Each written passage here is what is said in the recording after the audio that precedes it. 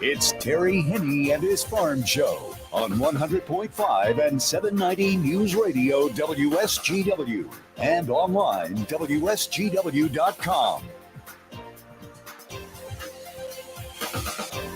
A mostly sunny good morning to you. Did I say sun? Yes, I did. It's absolutely gorgeous out there.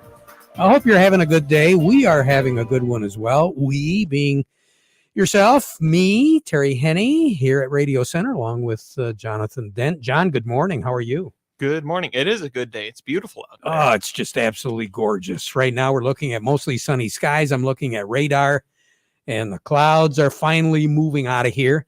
Michigan's thumb still not so much the tip of the thumb, but you move into Tuscola County and then down into and around the Detroit area, Lansing. They're still looking at some clouds. But that's moving off rather rapidly. And as we go through the remainder of the day, not only the upper peninsula, but the lower peninsula is going to be looking at mostly sunny skies. And once again, John, we had a chilly morning to think about. Oh, yes. Those freeze warnings up north really hit last night, didn't they? I got a list about 2 horse legs long here. Yeah. Of all of these cities. We'll touch on that in just a minute. But needless to say, we did see a lot of upper 20s and even a couple of mid 20s for overnight lows up there. But right now, what are we looking at? We're starting to warm up out at the airport. They're at 52. Downtown Midland's reporting 53. And here at Radio Center, we're also at a nice 53, very slight breeze out of the north.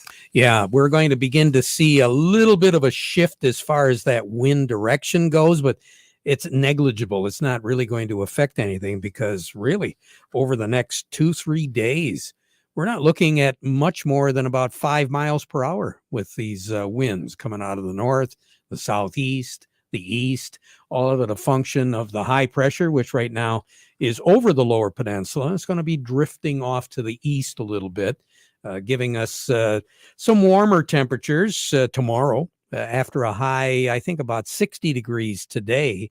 We're going to get up to 65 for a high tomorrow, and then we should hit 70 degrees on Saturday.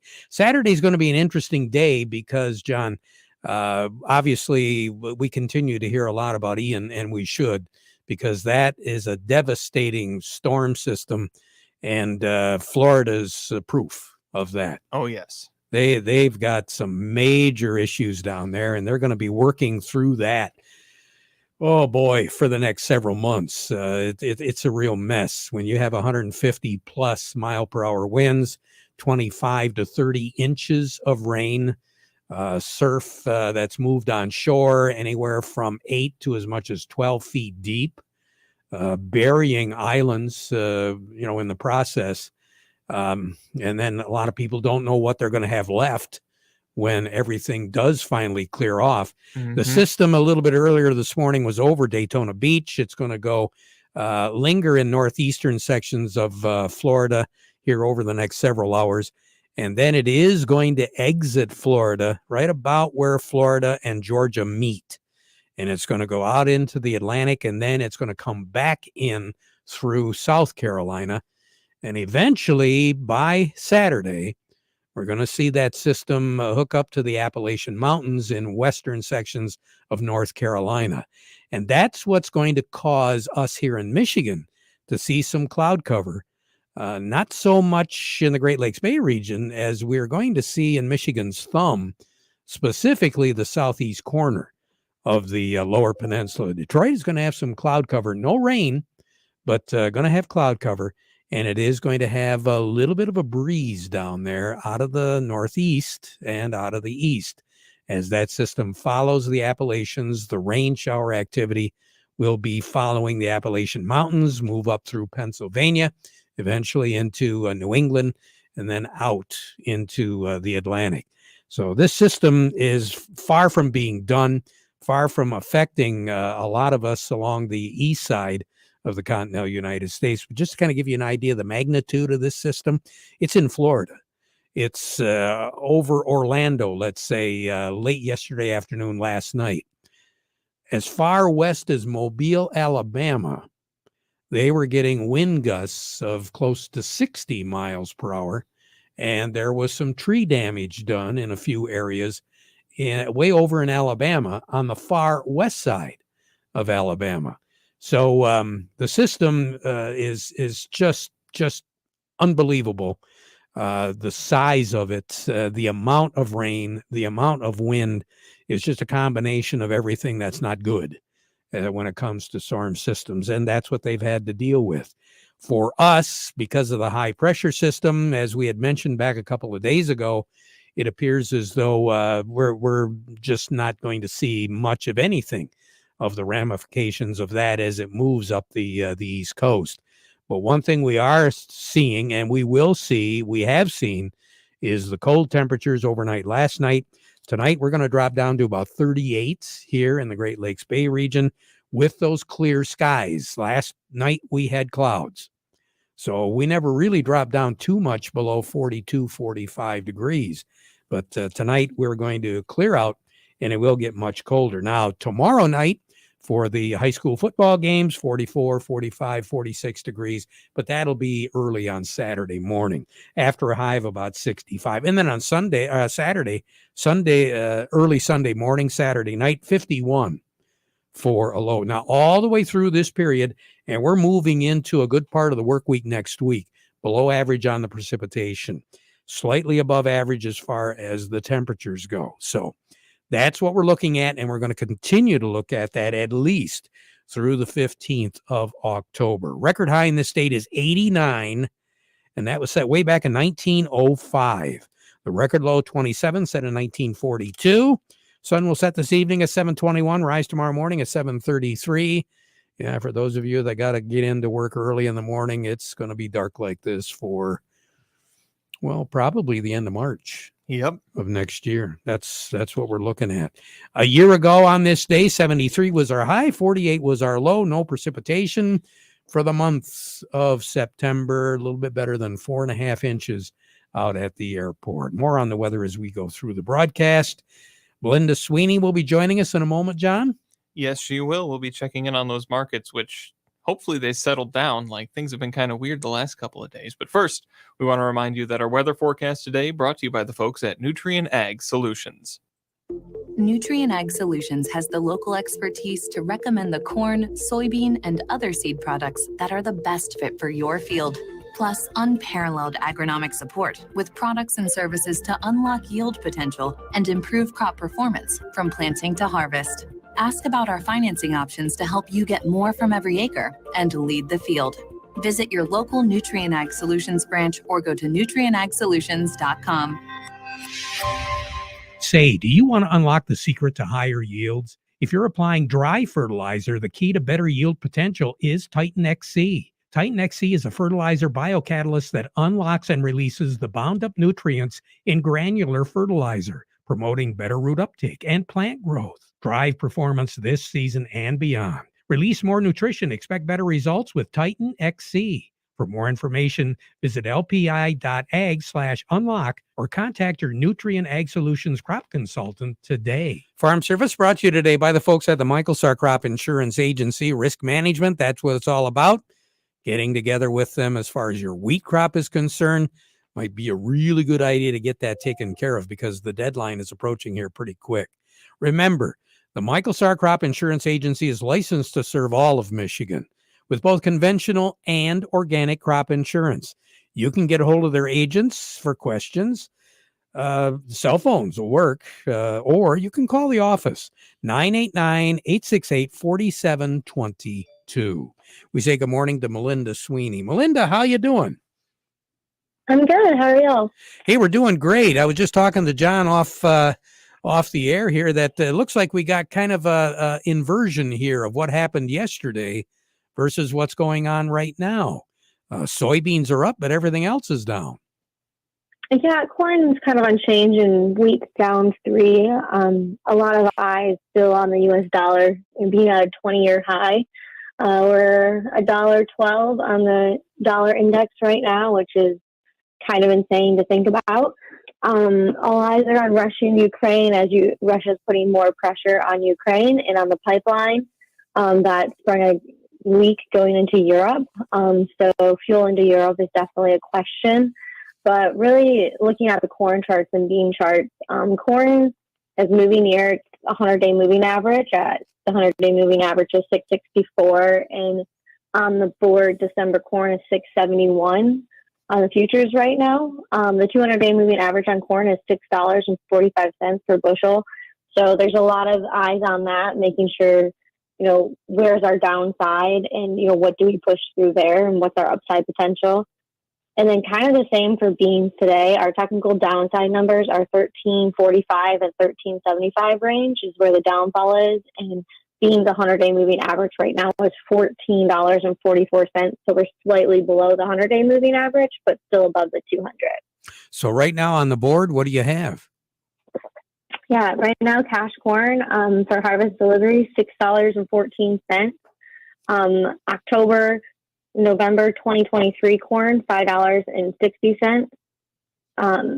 New crop beans for 22 here, $13.57. January beans, $13.81. Nearby red wheat, $8.19. New crop of 23 red, $8.50. Nearby white wheat, $8.29, and new crop 23 white wheat, $9. So still a halfway decent price there as far as wheat goes. I understand growers are taking a look at that price right now, aren't they? Yeah, there's been quite a bit of interest in that. As tensions with Russia and Ukraine escalate again, and questions in the Black Sea, what's going to happen with trade there? That's definitely putting pressure on the wheat board. And really, all eyes are on the stock number that come out tomorrow. We're in month end, we're in quarter end, and we have stocks coming out tomorrow from the USDA. So everyone's kind of waiting to see what happens there. But as tensions begin to ease in the Black Sea region, we'll see the wheat price ease as well. Usually fireworks with this report in September. Not typically, but this year's been crazy. We saw the USDA lower yield earlier in the month, so not sure what kind of approach they're going to take tomorrow. Are they going to take a sharp correction, or are they, going to sugarcoat it a little more to try and ease the market? It could really go either way. Yeah, it sure could. You have a great day. We'll talk to you again next week, okay? Sounds great. All right. Melinda Sweeney over at the Andersons. Doug Klein joining us right now. The market report brought to you by the Frankenmuth Credit Union. They do have lines of credit, equipment loans, financing for purchasing land, credit cards, and more. So all you got to do is get a hold of them at any of their offices. They got a ton of them all over the place. Make them your hometown financial solution. You can also find out more by going to frankenmuthcu.org and by Steiner Tractor. They understand how your life and job both stop if your tractor stops running. That's why they take their job personally at Steiner Tractor Parts. They'll take care of you. You just give them a call, 800-234-3280, or you can go online, steinertractor.com. Well, John, you think Doug's got any better news today? Let's hope so. We now go over to Oppenheimer, where we're joined by Doug Klein. Doug, good morning. Good morning. How you guys doing? Hey, not too bad. Melinda was just talking about that American dollar. You've been telling us all about that. Yeah, down a little bit today, 112.31. So at least it's not 115 like it was heading for. So that's good. Unfortunately, the stock market taking back a lot of the gains or more from yesterday. Had a one-day rally yesterday, dead cat bounce. We mentioned that if it's not a, if it's not a trend until it happens more than once, and it sure as heck didn't.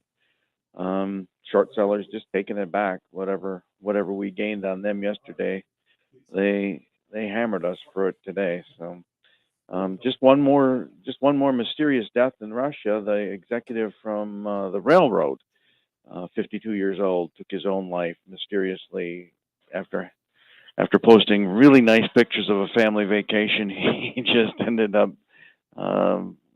must have had enough. But, oh boy, kind of reminds me of the Clinton days. But oh boy, I don't know. I don't know. Things are getting dicey over there. Maybe he should have bought one of those $5,000 tickets out of Moscow. Well, the way things have been going, can he afford it now? Yeah, I know. Maybe he bought a couple of them for that trip. Oh my! Yeah. Should have kept the one-way side of it. I think so. Oh, yeah. well. Yep. Well, here are your numbers. The December corn is 670.5, unchanged. The September of 23 corn, 625 3/4, up 1 1/4. And I just happened to glance out at 25 corn, 2025, 3 years out. It's in the low fives. So just, the market kind of thinks that prices are going to come down, I would say, significantly in the next few years. So bear that in mind. November soybeans, 1412, up 3 1/4. The March soybeans, 1427 3/4, up 7. And November of 23 soybeans, 1364, up 5 1/2. The December wheat, 899 3/4, down 3 1/2. And the July of 23 wheat, 901 1/4, down 2 1/2. Crude oil, 81.95, down 20 cents. Heating oil is 329.91, down 3.8 cents. Gasoline is 242.32, down 3.9 cents, and that kind of puts us at maybe 310. And natural gas is 673.9. That is down 21.6 cents. Over to currencies, Canadian dollar, U.S. dollar buys 136.90 at the border. That's down. That's up 8 ticks. The dollar buys 144.44 yen. That's up 28 ticks. The euro's at 97.81. That's up 47 ticks. The dollar's at 112.31, down 29 ticks. Gold's at 1666.40, down $3.60. Silver's 1872, down 16 cents. Platinum's at 874.40. That's up $4.30. Okie doke. Okie doke. Yeah. And Friday's tomorrow, thank goodness. Tell me, well, the end of the month too. Yeah. I've had it. Let's bring on October, all right? I know. I need a safe space. Yeah. Have a good one. We'll talk to you again. Yep. All right. Doug Klein over at Oppenheimer. Quick break, and Jerry Smolsky's got the plant of the week for us. Have you ever heard the expression beans are beans? If you were in this room, you wouldn't agree. I'm in an area called Trait Integration at Pioneer. What's the trait being integrated? The Enlist E3 trait for soybeans. And what's it being integrated with? That's the really big news. The Enlist E3 trait is now integrated with Pioneer's own exclusive elite genetics. It's called Pioneer Brand A-Series Enlist E3 soybeans. And there's no other soybean in the business like it. It has all the advantages of being part of a superior weed control system, similar to other soybeans. What those other soybeans don't have is exclusive Pioneer genetics that's designed for high yield potential and strong defensive traits. So at first glance, yes, beans are beans. They may all look the same, but their differences show up at harvest. Pioneer Brand A-Series Enlist E3 soybeans, like no other. Speaking of beans, Quality Roasting of Reese is offering competitive, consistent prices for your soybeans. Give them a call for a quote today. John, Jerry Smolsky's on the line with us, and he's going to talk about what? He's going to give us the plant of the week. Jerry, good morning. Good morning, John, Terry. Hey, so we're looking at larch this week for plant of the week. Not lurch? Or tamarack. That's right, not lurch. Okay. Or tamarack. It's not an evergreen, but people think it looks like an evergreen. It has great golden yellow fall color, which those needles then will drop and come back again next year. It's a tree, so it's going to get larger. The key thing is it loves wet feet. So you can put it in areas where you go, I can't get anything to grow back there. It's so wet and boggy and terrible. Well, this will love it and take right off and do well. Now, it'll grow faster in wet, well-drained soil, which is hard to do, but there are soils that can stay fairly moist, but yet they'll drain well. So that's ideal situation for it. But it's a great plant, and right now it's going to start coming into view. You'll drive along the highways, and you'll see that beautiful evergreen shape, the Christmas tree shape with golden fall color. That's going to be a larch. So they're wonderful plants. Everyone should have at least one, right, Terry? Well, you got it. And how tall do they get? Oh, they're big. They'll get 40, 50, 60 feet. They're big trees. Wow. Beautiful. We'll have to check it out. And you've got them at the nursery, right? We do have them at the nursery. We're here Saturday till 5, and every weekday till 5. Saturday at 2, weekdays till 5. And right now we're running 15% off everything, ready to go. All right. Jerry, have a good one. Yep, you too. We'll Enjoy. talk to you again. Jerry Smolsky, Bay Landscaping and Garden Center in Essexville. Craig Voorhees with me right now. Craig, let's talk a little bit about a hood ornament that we might not want to have. Yes, exactly, Terry. Saturday is the opening day for bow season for the deer. And along with that, we've got equipment in fields. So the critters are definitely going to be on the move. And unfortunately, this time of year, we do see a rise in deer car collisions. Popular question we get is, do you need a police report? The answer is it depends. If your vehicle is the only one involved, then no, typically you do not. If there's more than one vehicle or somebody else's property besides yours, then it would be a good idea to call the authorities and get a report. So, and the other part of that is the coverage for the deer hits comes from not the collision piece of the auto policy. It comes from the comprehensive part. So typically that has a smaller deductible than your collision. So I guess that's one bright side to the whole thing. Yeah, about the only bright side to the whole thing. Yeah, exactly. Especially with the length of time it's taken for cars to get repaired today. And parts that aren't exactly immediately available either. It's quite a chore. Certainly try to avoid them as much as possible, but sometimes you just can't. Right. And sometimes avoiding them is the wrong thing to do. That causes more damage. So, if you have to hit them, take that route as opposed to putting your car in the ditch or hitting another car or person or anything else. Good advice. Craig, you take care. We'll talk to you tomorrow. All right. Look forward to seeing you in person tomorrow. Yeah, that'll be fun. Craig Voorhees with the Rummel Agency. We'll be broadcasting tomorrow from the Frankenmuth Corn Maze out at Weiss Farm. So we look forward to Craig Voorhees and the folks from Lingle Equipment as well out there. On the line with me right now, I've got Chuck Lipstrew with the Michigan Agribusiness Association. Chuck, we're all talking about a lot of things that cost us more money. And one thing in particular, of course, is the price of fuel, right? So ethanol is kind of a bright spot, isn't it? Well, it has been for years. It brings down the cost of the pump. No secret about that. We use E10 across the state. And importantly, for rural communities and any business that works with farmers and farmers themselves, it's money back into our Michigan economy as opposed to money that we're sending to the oil companies.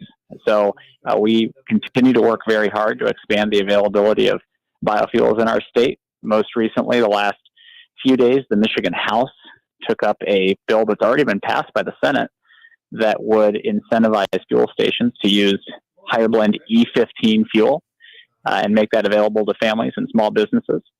So we continue to support that legislation. It's been passed by the Senate. Hopefully it'll get passed by the House, signed by the governor. But that was a highlight here in Lansing the last few days. It's a journey that's been going on here for a few months. But want to do all we can to support the biofuel economy. It's good for people across our state, and it's good economically for rural communities as well. Yeah, we need a bright spot here and there when it comes to things like that. Chuck, you have a great day, okay? Thank you, sir. Have a good one. I will. Chuck Lipstrew with the Michigan Agribusiness Association. Well, I don't know, John, if can David Anderson give us a bright spot or two, you think? Well, David Anderson can give us some news. It's up to him if it's good or bad. Well, I guess it isn't up to him. David, good morning. If it's red, smile at least, okay?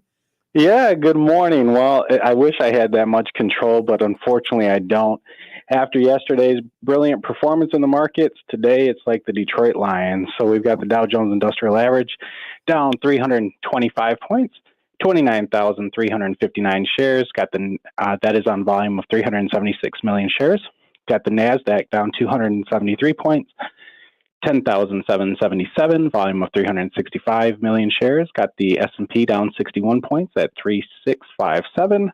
And then locally, it's not any better. Deere down $1.74 at 343.02. Caterpillar down $1.62 at 166.08.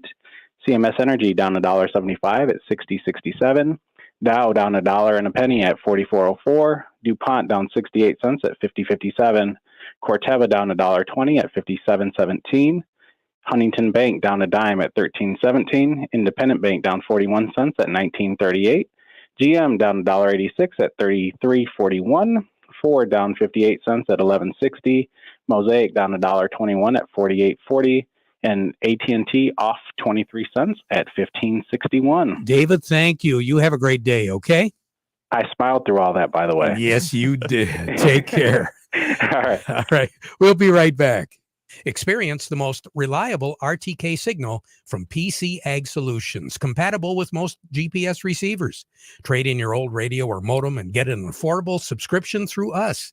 We have over 25 base station locations across the Lower Peninsula, and we're always looking to add more to our network. Discover more power, more accuracy, and more coverage with our 450 megahertz signal. Call us to learn more today. PC Ag Solutions, 989-868-4444. Farm Service has been brought to you today by the folks at Weiss Equipment. Hey, the Farmall tractor does it all. Can Do comes in red, and that's Farmall at Weiss Equipment in Frankenmuth. Back at 12:30 with an update. Now we conclude our program with the playing of our national anthem.